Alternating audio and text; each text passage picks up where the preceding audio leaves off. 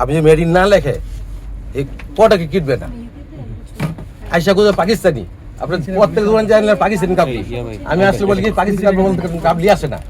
কিন্তু যখন আমি বলি কাস্টমারদের পাকিস্তানি নাই কাস্টমার চলে যায় আমি যখন রুমের বাংলাদেশ সাথে কাস্টমার চলে যায়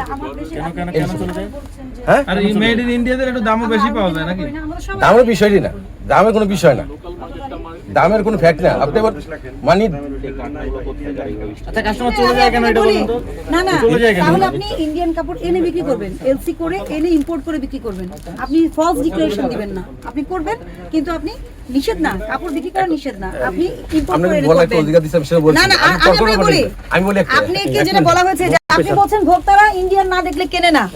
যদি আপনি মনে করেন ইন্ডিয়ান কাপড় অনেক চাহিদা আছে আপনি ইম্পোর্ট করে এনে আপনি বিক্রি করবেন আমরা ওয়েলকাম করি আমাদের এগুলাতে